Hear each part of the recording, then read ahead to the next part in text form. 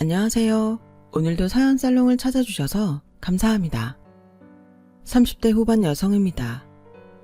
이렇게 말씀드리면 어떻게 생각하실지 모르겠지만 정말 솔직히 고백하자면 전 부모와 자식 사이의 정이나 사랑 같은 말들이 어떤 감정인지를 잘 이해하지 못해요.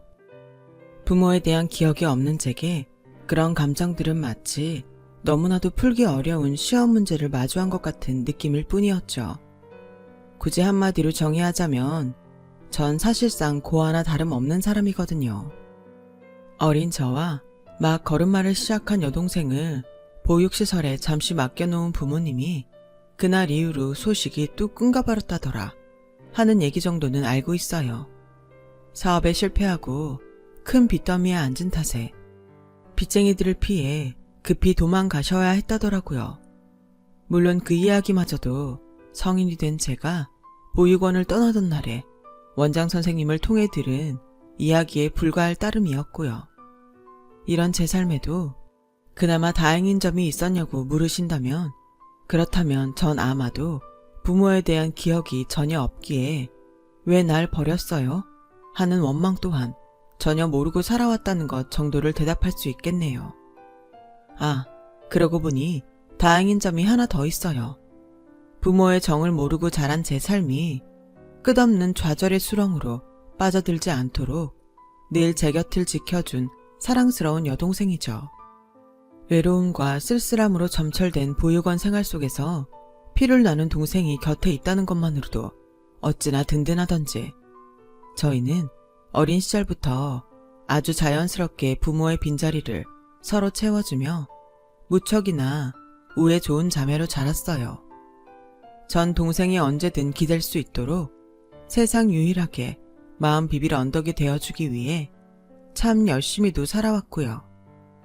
대학교에 진학하는 대신 취업을 선택한 저는 공부를 좋아하는 동생을 위해 억척스럽게 벌어 학원을 보내주었어요. 그 와중에 한 푼 두 푼 아껴 부은 적금을 깨서 저희 두 식구만의 첫 월세 보금자리를 마련하던 날 둘이 얼싸안고 밤새 펑펑 눈물을 쏟아냈죠. 또 동생이 명문대 합격증을 받아오던 날에는 세상 만사 제쳐두고 등록금부터 치르며 또 한 번 감동의 눈물을 흘렸고요. 어쩌면 그때 이미 전 제 동생을 마치 자식처럼 생각하고 있었는지도 몰라요. 아니, 분명 그랬어요. 그때나 지금이나 동생은 제겐 세상 하나뿐인 자매이자 업어 키운 딸이었어요.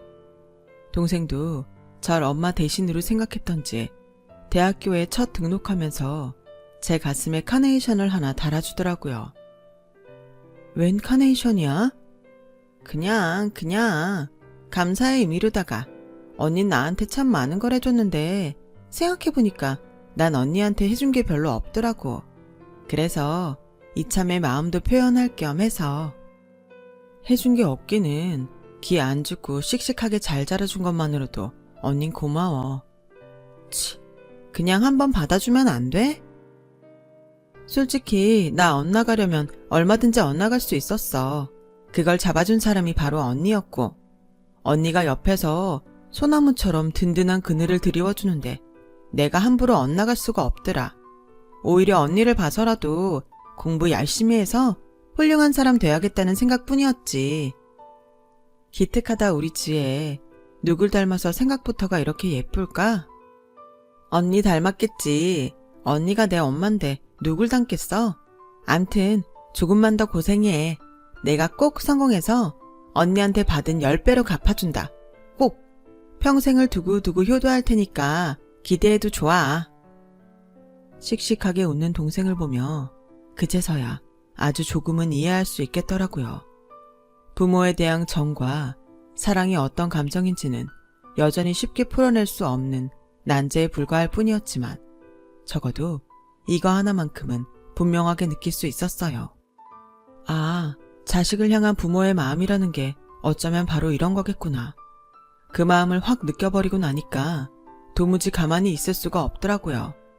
명색이 언니이자 엄마 대신인 만큼 조금이라도 더 멋들어진 자랑스러운 가족이 되고 싶어졌거든요. 마침 전 사회 초년생 시절부터 쭉 일해오던 직장에 폐업하는 바람에 선택의 기로에 서 있던 상황이었어요. 이대로 재취업을 하느냐 아니면 꿈을 향한 도전이냐 하는 갈림길이었죠. 그 갈림길에서 전 망설임 없이 꿈에 도전하기로 결정했는데요. 피는 물보다 진한 모양인지 아니 글쎄 동생도 저와 같은 꿈을 꾸고 있었다지 뭐예요. 어릴 적부터 경영학과 노래를 부르고 다닐 때 알아봤어야 하는 건데 아무튼 지금의 저희 자매의 생업인 인터넷 쇼핑몰 사업은 바로 그렇게 시작되었어요. 이후로 한동안은 엄청 분주한 시간이 흘러갔어요. 별도로 사무실을 마련할 형편이 되지 않았던 탓에 살고 있던 월세방에 집주인의 동의를 얻어 사무실을 차렸고 은행에서 겨우겨우 받은 대출로 사업 자금을 댔죠. 참 다행스럽게도 인터넷 쇼핑몰은 저희 자매에게 아주 안성맞춤인 직업이었어요. 저는 고객 상담 쪽에 재주가 있었고 당시까지만 해도 경영학과 대학생이었던 동생은 사업 수완이 아주 탁월했죠. 덕분에 인터넷 쇼핑몰은 하루가 다르게 성장해 갔어요. 금세 오피스텔로 사무실을 이전하고 살고 있던 집도 훨씬 넓은 전세로 옮길 정도로요. 그렇게 가슴 벅찬 분주함 속에서 맞이한 제 나이 30 중반. 대학을 졸업한 동생도 막 30이 되었을 무렵 신축 아파트 집주인이 된 저희 자매는 어느덧 성공한 사업가 반열에 올랐는데요. 어느샌가 동생이 훌쩍 어른이 되어 있더라고요. 그걸 깨달은 순간은 며칠 밤낮을 고민으로 끙끙 앓는 기색이 역력하던 동생이 넌지시 이야기를 털어놓던 날이었어요. 언니, 나 걱정이 있는데 요 며칠 그래 보이더라. 안 좋은 일이야? 그게 있잖아 언니. 나 프로포즈 받았다? 그게 왜 걱정일까? 좋은 일이잖아. 혹시 연애하기로는 좋지만 결혼까지는 아니다 싶은 남자니? 아니, 좋은 남자야. 언니 다음 두 번째로 기대도 괜찮겠다는 생각을 하게 해준 사람이고 만약 언니가 아닌 다른 사람과 평생을 함께해야 한다면 그건 이 남자겠구나 싶은 사람이기도 해. 그래서 언니가 걱정이고. 응? 나야 결혼해서 새 살림 차리고 나가 살면 그만이라지만 그렇게 되면 언니는 당분간 혼자 살게 되잖아. 혼자 지내기엔 새로 이사온 아파트도 너무 넓고. 솔직히 좀 놀랐어요. 천년만년 어린 동생일 것만 같았던 동생이 어느덧 홍기가 차서 새 가정을 꾸리게 되었다는 사실도 물론 놀라웠지만 동생이 자신이 비우고 떠날 자리를 걱정할 만큼 속 깊은 어른이 되어 있다는 사실은 더더욱이 놀라운 일이었죠. 그러는 한편으로 살짝 아쉬운 마음도 들었어요. 애지중지 키운 딸 자식 시집 보내는 엄마 마음이라고나 할까요? 지혜야, 지금 언니 기분이 어떤지 아니? 알아, 서운할 거잖아. 그래 맞아, 서운한 마음도 있어. 우린 다른 자매들보다 훨씬 각별한 사이였으니까 나한테 넌 딸 같은 동생이고 지혜한테 난 엄마 같은 언니니까. 하지만 서운함보다는 기쁜 마음이 훨씬 더 커. 이 세상에 언니만큼이나 우리 지혜를 사랑해줄 사람이 하나 더 있다는 게 너무 감사하고 든든해. 그래도 언니, 사람은 때가 되면 새 가정을 꾸리게 되는 법이야. 한 가정의 형제이자 자식에서 또 다른 가정의 부인이 되고 마침내는 엄마가 되고 아주 자연스러운 과정이잖니. 응? 그 남자 사랑하니? 그럼 됐어. 언니 걱정은 이제 그만하고 너의 삶을 찾아가. 진심으로 축복할게. 마침내 동생은 부부로서의 새 삶을 위한 준비를 해나가기 시작했고 저는 동생이 행여라도 부모 없는 결혼식에 기죽지 않도록 신부 수업부터 시작해 물심양면으로 최선을 다해 도왔어요. 다행스럽게도 동생의 대학교 동창이 작은 웨딩 사업을 하고 있어서 결혼식 비용도 많이 절감할 수 있었죠. 또 다행이다 싶었던 건 외동아들 예비 제부와 홀어머니 사돈댁이 비록 금전적으로는 가난할지언정 마음까지 가난에 쩌든 사람들은 아닌 것처럼 보였다는 점이었어요. 예비 제부의 사람 됨됨이도 싹싹하니 참 반듯했고 어려운 환경 속에서도 예비 제부를 국내 굴지의 대기업까지 입사시킨 사돈들이 참 대단하다 싶기도 했고요. 그래서 그때까지만 해도 제 생각은 동생이 남자 하나 참 잘 골랐다 이었거든요. 하지만 결혼 준비가 마무리에 접어들던 어느 날 갑작스런 이상 징조가 보이기 시작했어요.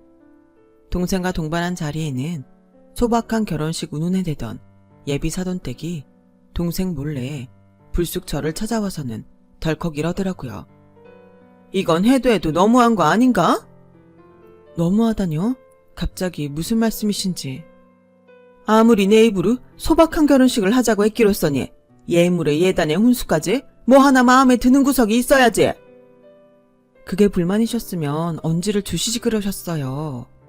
예약금까지 다 걸어놓은 상황에서 갑자기 이러시면 저희가 난처하잖아요. 하여간에 요즘 것들은 경우가 없어가지고서는 그걸 꼭 말로 설명해야 알아먹나? 어른이 잠자코 있으면 어련히 눈치껏 넙죽 굽히고 들어와야지. 요즘 것들이요? 눈치껏 넙죽 굽혀요? 듣자 하니 말이 좀 과하시네요. 그리고 전 아드님의 처형될 자리이면서 동시에 친정 엄마를 대신하는 자격으로 여기에 앉아있는 겁니다. 말씀 높이시는 게 당연한 예의죠. 내가 이래서 애미애비 없는 집안이랑은 결혼을 안 시키려고 했던 거야. 누구 앞이라고 부모 없어서 가정교육 똥으로 받은 티를 내내기를. 이보세요 사돈.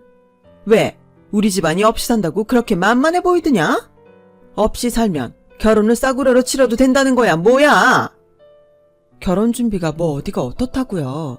호화스럽지는 않아도 어디 가서 흠잡힐 만큼 소홀하게 준비하지 않았습니다 저희. 그리고 신혼집도 동생 주택 청약 당첨된 신축 아파트에 잔금까지 전부 동생 돈으로 치를 예정이라던데 이 정도면 할 만큼 했지. 여기서 뭘 더 바란다고 이러세요. 예단이니 예물이니 명품으로 줄줄이 해다 바칠까요? 그래, 너 말 잘했다. 우린 가진 게 없어서 신혼집에 한 푼 보태줄 수가 없어. 근데 너희 사업가잖니? 듣자 하니 꽤나 성공한 사업가라더만. 그 정도면 동생 시애미 될 나한테 벤츠도 한 대 떡하니 뽑아주고 나 노후에 월세 받아가면서 편히 살 수 있도록 가정집 딸린 원룸 건물도 한 채 해주고 당연히 그래야 하는 거 아니냐는 소리지 내 말은. 저희 사업이 아직 벤츠 뽑아드리고 원룸 건물 사드리고 할 만큼은 아니고요. 만약 그렇다 쳐도 그건 너무 심한 요구죠. 저랑 동생한테 모기처럼 빨대 꽂을 작정 아니고서야. 왜? 그까지 빨대 좀 꼽으면 안 된다든? 모기질 좀 하면 어떠니? 너희들 부자라며? 사람이 어쩜 이렇게 뻔뻔할 수가 있을까요? 제정신이 아닌 게 확실해 보였어요. 그러지 않고서야 당사자 면전에다 대고 어떻게 그런 말을 할 수가 있겠냐고요. 그것만으로도 복장이 뒤집어질 일인데 이어지는 사돈댁의 말은 훨씬 더 가관이었어요. 명심해. 그깟 돈 좀 많다고 해봤자 천의 고아 신세라는 건 변하지 않는 법이야. 애미애비도 없이 큰 고아년이 시집을 오려면 그만한 대가를 치러야만 하는 거고 세상에 천의 고아 며느리를 공짜로 받아주는 결혼은 없어. 대기업 다니는 우리 아들 아까워서라도 난 그런 결혼 못 시키겠다. 끝까지 반말이시네. 됐고 이거 하나는 똑똑히 알아두세요. 부모님이 안 계신 건 맞지만 제 동생 어디 가서 천의 고아라며 업신여김 당하도록 키우지 않았습니다. 그래서 기어이 한 푼도 못 내주겠다? 생각 정리한 뒤에 제 쪽에서 먼저 연락드리죠. 오늘은 이만 일어섭니다. 당장의 결혼을 파투 놓고 싶은 심정이야 당연히 굴뚝 같았죠. 하지만 일단 한번 참아야만 했어요. 다른 결혼도 아닌 딸처럼 키워온 동생의 결혼이잖아요. 그런 동생이 저 다음 두 번째로 삶을 함께 나누고 싶은 사람이 예비 제부라잖아요. 내 식구 눈에서 눈물 나는 꼴 못 보는 게 부모 마음이자 언니 마음이니까요. 그래서 어떻게 했냐고요? 당장 예비 제부가 근무하고 있다는 대기업 근처로 찾아갔어요. 사돈댁의 만행을 알리고 중간에서 중재를 하던 단속을 하던 해달라고 부탁할 요량으로요. 그런데 그 부모의 그 자식이라는 말은 사실이었던 모양이죠. 어쩐 일인지 대기업 사업과는 아주 멀고 멀리 자리한 곳으로 약속 장소를 변경한 예비 제부가 심지어 약속 시간보다 한참이나 늦게 나타나서야 대뜸한다는 짓거리가 글쎄, 혼수 예단 예물 합쳐서 1억이 넘어가는 명품 견적서와 사돈댁 앞으로 선물할 벤츠 계약서를 버젓이 내미는 것이었어요. 제부, 이게 지금 무슨 짓인가요? 엄마랑 얘기 끝났다면서요. 지금 견적서대로 진행하시죠. 제부까지 이런 식으로 나오겠다는 건가요? 야속하게 들리겠지만 결혼은 현실이니까요.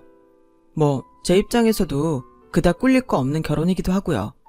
대기업 신랑감이 요즘 얼마나 귀한데 굳이 고아인 진아 아니어도 나 좋다는 여자 세고 셌어요. 너무 기가 막힌 나머지 제가 차마 대꾸조차 하지 못하는 사이 예비제부는 뻔뻔하게 말을 이어갔어요. 그리고 기왕지사 결혼준비 새로 시작하게 된 거 견적서 금액만큼 현찰로 주시면 예약이다 뭐다 번거로운 잔일들은 제가 다 알아서 하겠습니다. 처형도 동생 결혼보다 쇼핑몰 일에 집중하셔야죠. 어차피 우리 결혼하면 그 회사 절반은 제 것이 될 테니까 그 전에 쇼핑몰 조금이라도 더 번창시켜 놓으시라고요. 제 말 이해하셨죠? 무슨 말 같지도 않은 억소리 나는 혼수 견적서 내미는 것도 모자라서 뭐? 결혼하면 회사 절반이 내 거라고? 당신들 진짜로 나랑 내 동생한테 모기처럼 빨대 꽂을 작정이야? 뭐야? 행동 조심하시죠, 처형. 자꾸 그렇게 거만하게 굴다가는 이 결혼 확 물러버리는 수가 있으니까는. 내 쪽에서 결혼 먼저 물을 수도 있다는 생각은 안 해본 모양이지? 그쪽에서 물러요? 고아 주제에 나 같은 대기업 직원이랑 언제 또 살을 섞어보겠다고? 허울 좋은 대기업? 그래봤자 넌 인간 쓰레기일 뿐이야.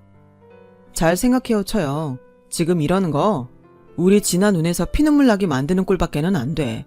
어차피 차고 넘치는 그 돈 사랑하는 동생을 위해 희생하는 셈 치고 곱게 내놓읍시다 좀. 웃기는 소리 하지 마. 돈 보고 결혼하겠다는 속셈 뻔히 보이는 당신들 그 추악한 소굴로 내가 우리 진아 밀어 넣을 것 같아? 천만의 말씀 만만의 콩떡이지. 내 동생 구하기 위해서라도 이 결혼 여기서 끝이야. 더는 대화를 나눌 가치조차 없다고 생각한 전 그 말을 끝으로 자리를 박차고 뛰쳐나와 버렸어요. 집으로 돌아오는 내내 동생을 가지고 논 것에 대한 안갚음을 어떤 식으로 해야 할까 하는 고민이 끊이지를 않았고 내가 사랑한 남자가 사실은 개차반이었단 말을 대체 어떻게 전하면 동생의 충격이 조금이라도 적을까 하는 고민 또한 떠나질 않았어요. 그런데 이게 웬걸? 집에 돌아와 보니 동생이 펑펑 울고 있더라고요. 전 조마조마한 심정으로 거의 반나절을 애만 태웠고 간신히 울음을 멈춘 동생이 꺼낸 얘기는 충격 그 자체였어요. 내 대학교 동기 기억하지? 웨딩 사업 작게 하는. 그럼 기억하지. 덕분에 결혼식 비용도 많이 절감할 수 있었고 나랑 오며 가며 얼굴도 많이 마주친 사이잖아. 그치. 암튼 낮에 청첩장 관련해서 걔를 만나고 왔거든? 근데 걔가 하는 말이 신랑 측 하객들 주소가 이상하다는 거야.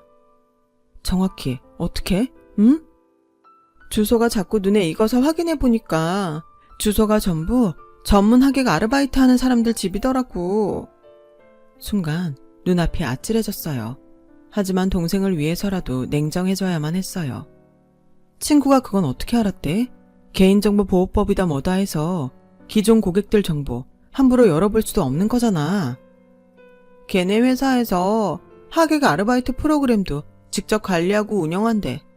왜 재혼이라든지 하는 사람들 결혼식 보면 하객들 채우기가 만만치 않은 경우가 종종 있잖아. 원래는 그런 분들 위한 좋은 프로그램이었는데 이런 식으로 악용하는 사람이 있을 줄은 몰랐다네. 악용하는 사람이 내 신랑감일 줄은 정말 몰랐고. 충분히 있을 수 있는 일이라는 생각이 들었어요. 썰렁한 결혼식을 치르지 않기 위한 하객 아르바이트 얘기는 저도 종종 들어왔거든요. 하객 아르바이트로 나섰던 사람이 쓸쓸한 결혼식을 치르는 신랑 신부의 딱한 사정을 듣고는 진짜 친구처럼 진심 어린 축복을 해주고는 알바비마저 축의금으로 남기고 돌아왔다는 그런 사연도 어디선가 들었던 기억이 나고요. 동생 친구네 회사가 그런 프로그램을 관리하고 운영한다면 전문 하객 아르바이트 분들의 주소지야 매번 똑같을 테니 눈에 익지 않을 수가 없는 노릇일 테고요.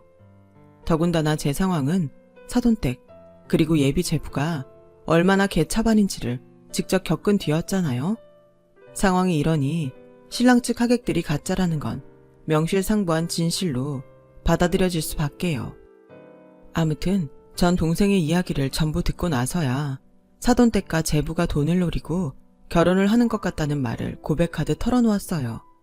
그리고 그제서야 한 가지 의문이 들더라고요. 근데 있잖아, 가만히 생각해보면 예비 제부가 좀 이상했어. 아까 낮에 내가 불러냈을 때 회사 근처가 아니라 왜 아주 멀리 떨어진 곳으로 굳이 약속 장소를 바꾸자고 했을까? 세상 바쁘기로 소문난 대기업 직원이 근무 시간에 회사 멀리까지 마음껏 나다닐 수가 없을 텐데. 아주 멀리 떨어진 곳이 어디였는데? 상도동. 사무실이랑은 지하철로 왕복 1시간도 더 걸리는 동네. 왜? 뭐 짚히는 거라도 있어? 거기 시댁 있는 동네잖아. 동생의 그 말을 듣는 순간 아차 싶더라고요. 또 그 순간 제 내리에 한 가지 생각이 번쩍 들었어요. 어쩌면 예비 제부가 대기업에 다닌다는 얘기마저 거짓말일 수도 있겠구나. 상도동 자기 집에서 뒹굴거리다가 급히 나왔을지도 모르겠구나. 이때까지만 해도 단순한 추측에 불과한 일이었는데요. 불안감을 떨칠 수 없었던 저와 동생은 곧장 길을 나섰고 예비 제부를 만났던 약속 장소 근처를 한참이나 배회한 끝에 두 눈으로 직접 확인할 수 있었어요. 대기업 직원이라던 예비 제부가 편의점 아르바이트를 하고 있는 모습을 말이죠. 그 모습을 몰래 숨죽여 지켜보던 저희는 아무 말 없이 돌아섰지만 그때 이미 생각은 완전히 정리가 끝난 상태였어요. 소박한 결혼 운운하던 사돈댁과 예비 제부가 동생 몰래 저를 찾아와서는 갑자기 거액의 결혼 비용을 요구했어요. 그것도 예약이니 뭐니 잔일들을 제부가 직접 처리하겠다면서 몽땅 현금으로요. 그 상황에 신랑 측 하객 청첩장 주소가 사실은 전문 하객 아르바이트 주소였다는 사실이 밝혀졌고요. 대기업 직원이라던 예비 제부가 편의점 아르바이트를 하는 현장까지 잡아냈죠. 그렇다면 이 결혼은 대체 뭐였을까요? 의심의 여지조차 없는 사기 결혼이었죠. 비로소 모든 사실을 알게 된 저는 충격이 너무 컸던 나머지 며칠 몸살을 앓았어요. 열이 펄펄 끓으면서도 동생이 받을 상처가 너무나 걱정이었죠. 그런데 지금 다시 돌아봐도 제가 동생을 참 잘 키웠다 싶더라고요. 동생은 무척 의연했고 굉장히 어른스러웠어요. 언니야, 응? 난 왜 차라리 잘 됐다는 생각이 자꾸만 드는 걸까? 어째서? 난 생각만으로도 몸살이 날 지경인데? 결혼 전에 알게 된 것도 그렇고 언니가 그 사람들한테 아직 한 푼도 안 뺏긴 것도 그렇고 무엇보다 언니가 내 곁에 있잖아. 언니가 내 곁을 지켜주는 한 난 이 세상에 무서울 거 하나도 없어. 그래서 어떻게 하고 싶니? 언니가 어떻게 해주면 좋을까? 같이 싸워주라. 언니이자 엄마로서 나랑 같이 그 인간들한테 대갚아주자. 의기투합한 저희는 곧장 지인 형사님을 찾아뵙고 상담을 드렸어요. 하지만 아쉽게도 당시 상황으로서는 사기 결혼 관련해서 형사처벌을 할 방법은 없다더라고요. 혼인관계가 성립하기 이전이었고 제가 금전적인 손실을 입은 것도 아니었으니까요. 예약해두었던 예물 같은 것들은 위약금 없이 환불이 가능한 시점이기도 했고요. 하지만 그렇다고 해서 가만히 있을 저희가 아니죠. 그 사기꾼들 손모가지에 수갑을 채워줄 수는 없을지언정 전 저대로 모종의 준비를 차근차근 해나가기 시작했어요.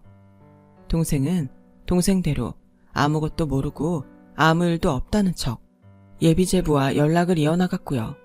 그렇게 며칠 뒤 마침내 모든 준비를 마친 저는 예비제부와 사돈댁을 불러내었어요. 당신들이 원하는 혼수 전부 해주겠다는 달콤한 말로 꼬드겼죠. 그랬더니 예비제부와 사돈댁은 신이 나서 한달음에 달려오더라고요.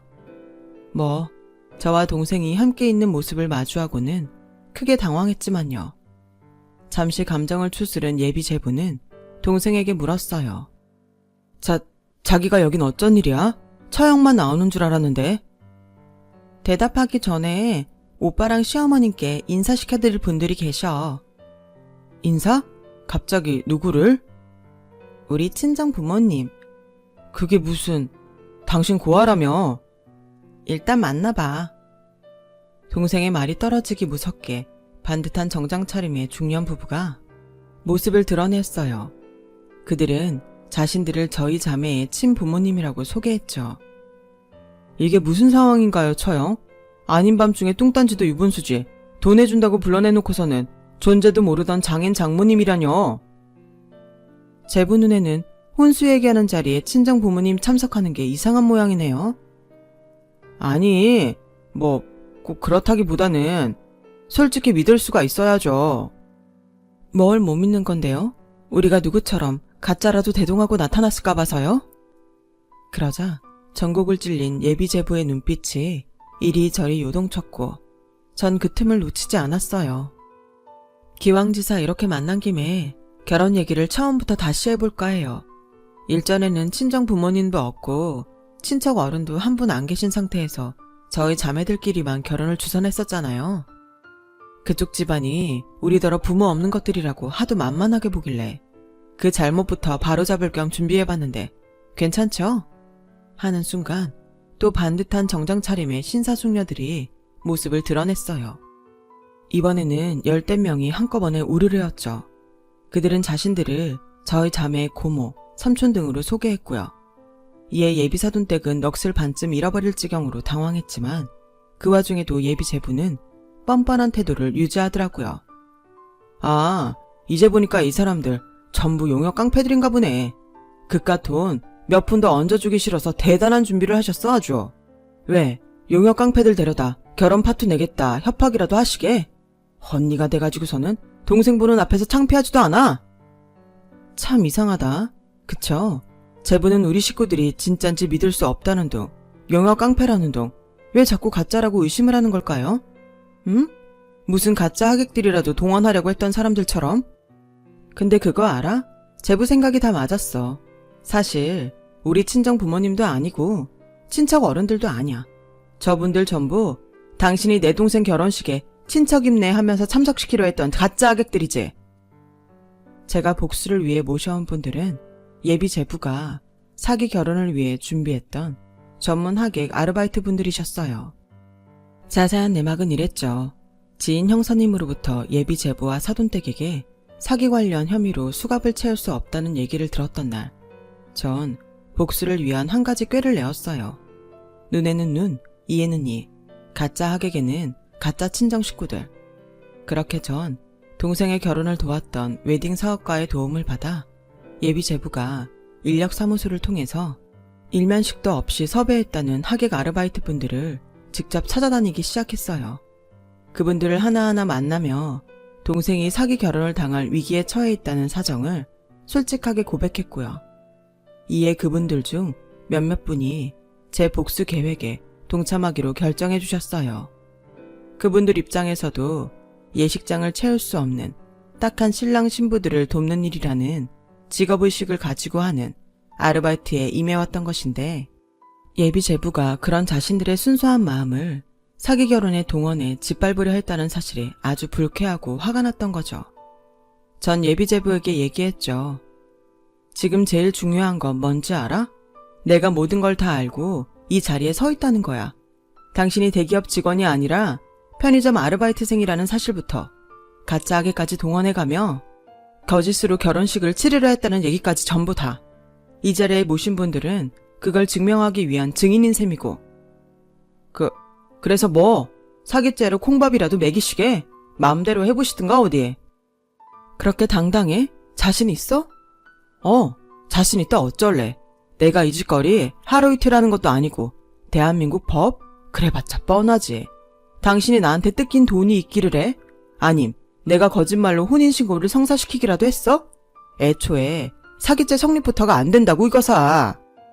알아. 사기죄는 안 되겠지. 하지만 대한민국에는 민사소송이라는 제도도 있어. 손해배상 청구 소송 걸면 4살 조금 깎아내서 그쪽 뼈 도려내는 일쯤은 아무것도 아니라고. 똑같은 말 2번 반복하게 할래? 나한테 뜯긴 돈도 없는데 손해배상 청구는 무슨.